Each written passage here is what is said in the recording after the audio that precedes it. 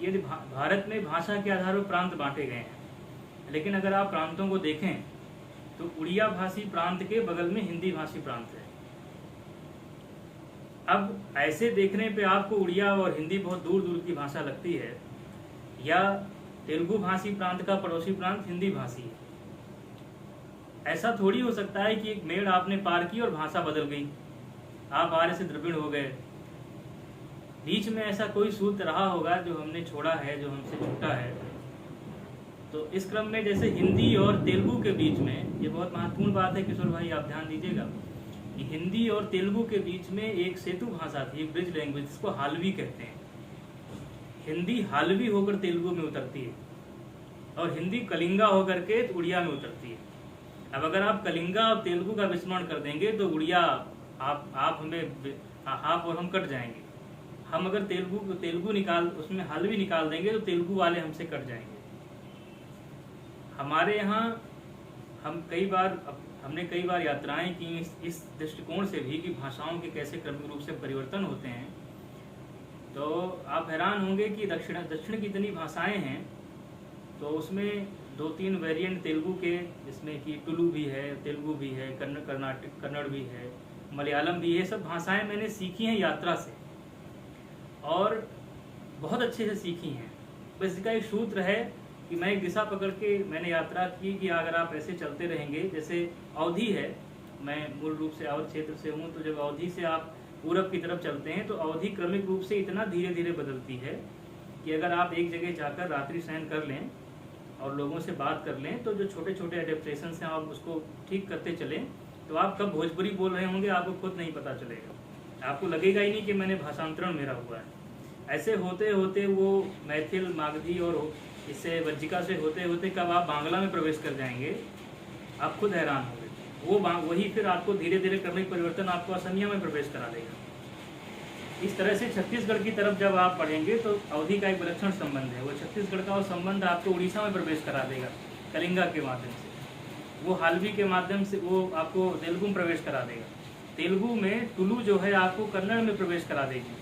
अब आप टुलु निकाल देंगे तो तेलुगु और कन्नड़ वाले भी एक दूसरे से बहुत दूर हो जाएंगे। तो हमारे यहाँ एकात्मता रही है, एक अलग तरह की परस्परता पर ये देश खड़ा हुआ है। विविधता तब है जब हम लोगों को बचपन से सिखाया जाता है कि कोई 2 बात हम देते हैं, कहते हैं इसमें 2 अंतर खोजिए। जब शुरू से हमारा माइंड ट्रेन किया गया है अंतर खोजने का, तो सबसे पहले हमें भेद दिखता है। और एक साइकोलॉजिकली हमारे साथ बहुत बड़ा एक षड्यंत्र रहा हम पे कि जैसे कभी भी जब हम देखते हैं उसको, किसी विषय को, तो कह देते हैं, एक विषय आप पढ़ रहे हैं तो कहेंगे इसका भेद बताइए, डिस्टिंग्विश बिटवीन दीज टू। अब आप जब आपको शुरू से साइकोलॉजिकली अंतर खोजने के लिए ट्रेन किया गया है, तो एकात्मता कैसे देखेंगे, आत्मानुभूत कैसे करेंगे। गंगोत्री से गंगा सागर तक गंगा बहती हैं, अब अलग अलग घाटों को आप अलग अलग गंगा का नाम दे दें तो ये वैविध्य थोड़ी हो जाएगा।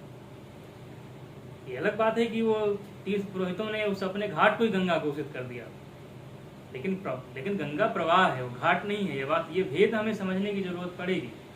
उसको समझे बिना हम ठीक से भारत को नहीं समझ पाएंगे। और भारत और हमारे स्वाद, जो हमारी अनुभूति है स्वा के प्रति, जो हमारे स्वा की संवेदना है, उन दोनों के बीच में एक अद्वैत है। ये दोनों एक साथ चलेंगे, रियलाइजेशन टू सेल्फ और रियलाइजेशन टू भारत। ये दोनों कभी अलग करके नहीं देखे जा सकते हैं, दोनों एक ही चीज़ है। अगर आप रियलाइजेशन टू सेल्फ में जाएंगे तो आप भारत को रियलाइज कर लेंगे।